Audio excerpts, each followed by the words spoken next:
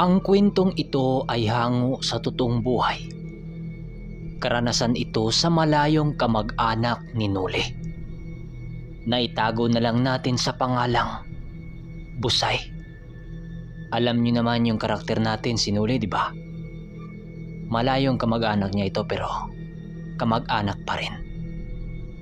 Taong 1973, Murcia, Bacolod, Negros Occidental. Itong mga panahong ito, nakatira sa tiyuhin niyang manlalason itong si Busay. At magmula ng bata pa siya, hindi na niya nakilala ang mga magulang niya, kaya dito siya tumira. Ibinigay umano siya ng kanyang ina sa tiyuhin niya noong kabataan pa niya. Basta, mahabang kwento. Ngunit hindi niya sinundan ang yapak ng kanyang tiyuhin. Sa halip ay pumunta ito ng Cebu para magtrabaho upang matustusan niya ang mumunti niyang negosyo. Wala naman yung problema sa tiyuhin niya, sa kadahilanang ayaw naman nilang ipilit kay Busay ang buhay na ayaw nito. Isa ding mahilig sa mga manok panabong itong si Busay. At sa katunayan nga niyan, meron siyang 10 manok na nakatali sa kanilang bakuran. Ngunit dahil sa wala naman siyang pangtustus para sa ganong gawain, nagpasya itong si Busay na ibenta lahat niyang mga manok para mangibang lugar. Kaysa naman, mamamatay ito sa kanila kung walang mag-aalaga. Umalis nga sa Negros Occidental itong si Busay. Sinabi niya sa kanyang sarili na pagbalik niya ng lugar nila, sisiguraduhin niyang meron siyang sapat na salapi upang magsimula ulit sa manukan. Ang angkan kasi nitong si Busay, ang iba ay nagmamay-ari ng malalaking kilalang farm nang siyang kanilang kinukuhaan ng panghanap buhay. Ngunit isang bagay ang nagbabago kay Busay nang pumanaw ang tiyuhin niya makalipas lamang ang 2 buwan. Dali-dali siya noong nagpaalam sa kanyang amo na siya'y uuwi na muna ng Negros Occidental upang makita ang lamay ng kanyang tiyuhin. Pagdating niya sa kanilang pamamahay, nakita niyang may iilang panauhin sa kanilang bahay. Mga kamag-anak nila yon. Dali-dali siyang umakyat sa kanilang bahay at sinalubong naman siya ng kanyang ina-inahan na kanyang tiyahin na umiiyak. "Wala na ang tiyuhin mo, Busay. Iniwan na tayo," wika ng kanyang ina habang nakayakap sa kanya. Ngunit makalipas ang ilang minuto, paglapit niya sa nakaratay na bangkay ng tiyuhin niya, bigla na lang itong bumangon at dumilat ang mga mata. Hindi naman yun bago sa kanilang angkan, dahil nangyari talaga ang mga ganon kapag may gusto pang iiwang bagay ang namatay sa mahal sa buhay niya. Kung hindi nyo kasi na itatanong, lahi ng mga amumungon ang kanilang angkan na nagtataglay ng aral sa kaliwa. Pagbangon sa pagkakahiga ng kanyang tiyuhin, nagsalita ito ng, "May isang bagay pa akong dapat iiwan sa iyo, Busay. Kunin mo ang mga gamit kong nakalibing sa ilalim ng ating kusina.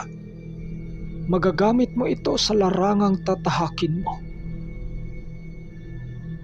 Hindi ko man napasa sa iyo ang lahat kong karunungan, ngunit masaya na ako sa paglisan ko na dala-dala mo ang ilan sa mga gamit ko.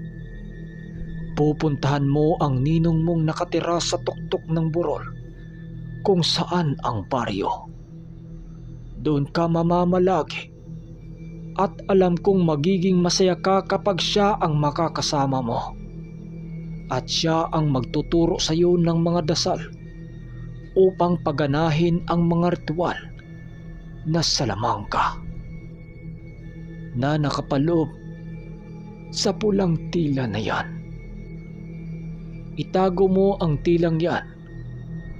Pag-aingatan mong huwag itong masilayan ng mga manggagamot o kung sino man, dahil mapanganib ito para sa kaluluwa mo na matulad sa mga aral ko. Wika nito habang nakangiti sa kanyang anak. Alam ni Busay na huling sandali na lamang ito ng kanyang tsuhin, at matapos nitong sabihin ang mga bagay ay tuluyan ding pumanaw ang kanyang tsuhin habang nakangiti. Matapos malibing ang kanyang tsuhin ay kaagad din siyang nagpaalam sa kanyang tiyahin na kinilala niyang ina. Napupunta siya sa kumpari ng tsuhin niya na kanyang ninong.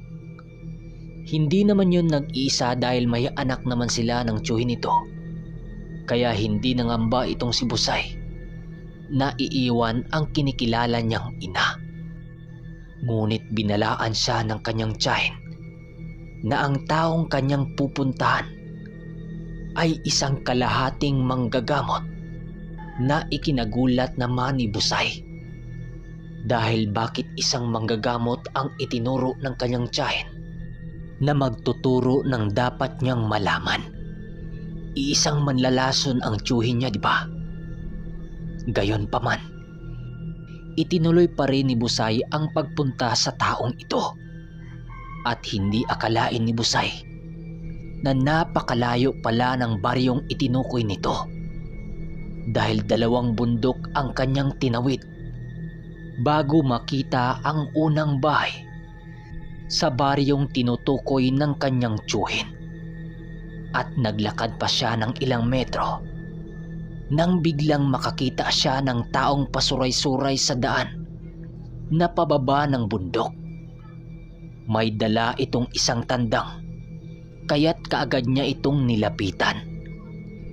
Tirik ang araw ng umagang yon, kaya't nasabi ni Busay sa kanyang sarili nang, "Ano ba yan? Umagang umaga, lasing na lasing tong taong to." Dali-dali niya itong nilapitan upang paupuin sa tabi ng daan. At nang akmang iiwanan niya ito, ay bigla naman itong nagsalita habang sinasapo ang kanyang ulo.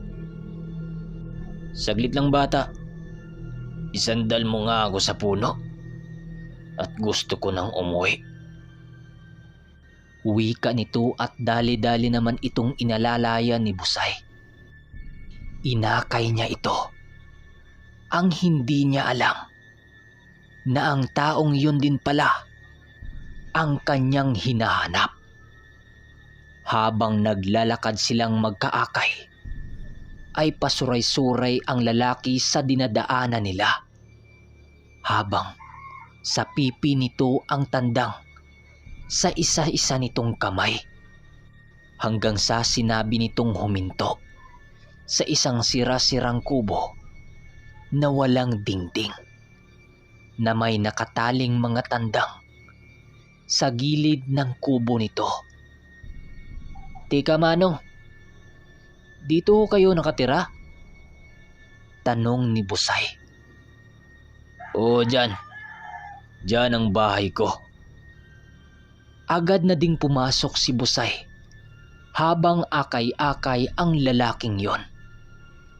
Inilapag niya ito sa sahig, at nang aalis na siya, ay pinigilan siya nito. "Sandali lang, di ba hinahanap mo ko?" Wika nito na ikinagulat naman ni Busay. Napatingin siya sa taong yon, at nang titigan niya ito, ay laking gulat niya dahil ito pala ang ninong niya. Hindi alam ni Busay na ang taong nasa harap niya ay ang kanyang hinahanap. Kayo ho ba si Ninong Lucio? Yung ninong ko? Tanong nito at napaupo yung lalaki sa sahig tsaka nagsalita. Paabot nga ng sanggab na yan. Ayan o, yung nakasabit sa dingding. Wika nito at nang kunin ito ni Busay. Naamoy niya, natuba pala ang laman nito. Iniabot naman niya ito sa lalaki at kaagad naman itong tinungga ang katawan ng kawayang may tuba. Sabihin niyo sa akin, ikaw ba ang Ninong Lucio ko?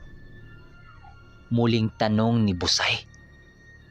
Matapos uminom ang lalaki, ay muli siya nitong sinagot. Hindi mo ba narinig ang sinabi ko kanina? Oo, ako si Lucio, ang kumpare ng kinilala mong ama. Laking gulat ni Busay nang akma itong tumayo dahil muli itong natumba. Pagbagsak nito sa sahig ay tulog na tulog ito. Kaya hinayaan na lamang ito ni Busay na makatulog. Kaya ang ginawa niya ay inilibot ang paningin sa paligid kung may maluluto ba o masasaing ba sa kubo nito. At nang buksan niya ang tarong basyo ng biskwit na ginawang lagayan ng bigas, ay wala naman itong kalaman-laman. Kaya iniwan niya ito at nagpunta sa bakuran ng kubo nito. At doon niya nakita ang mga nakatanim na mais na pwedeng gawing nilaga at lutuin. Naghuli din siya ng mga manok ng tiyuhin niya upang gawing pamaris sa mais niyang niluluto na mabisang pangtanggal ng tama ng alak. Pagdating niya sa kubo nito ay mahimbing pa rin itong natutulog. Habang nagluluto siya ng makakain ay napatitig si Busay sa nagtumpok na balahibo ng manok sa likuran ng kubo nito. At ayon kay Busay, parang mga balahibo sa mga tandang na galing tari ang mga ito. Naglilinis din siya sa paligid dahil napakakalat ng kubo nito. At nang maluto na ang mais at ang sidamawang manok, ay agad na niyang ginising ang kanyang ninong para kumain. Ninong Lucio, gising na ho kayo. Wika nito habang niyuyugyok ang ninong niya. Maya-maya pa ay bumangon naman ito at umupo sa papag ng kubo habang sinasapo ang kanyang ulo. Ito ninong, humihigop po kayo para mawala ang sakit ng ulo nyo. Wika ni Busay, sabay abot ng sinabawang manok at mais. Agad naman itong hinigop ang sabaw at nagwika pa ng, "Salamat ah. Teka, ano nga palang pangalan mo?" Tanong nito. "Busay po, ninong." Tugon naman niya. Agad siyang tiningnan ni Lucio at napangiti na lamang ito. "Oh, ang laki mo na. Matagal na panahon na akong hindi nakadalaw sa inyo eh. Kamusta na ang ama mo?" Tanong nito.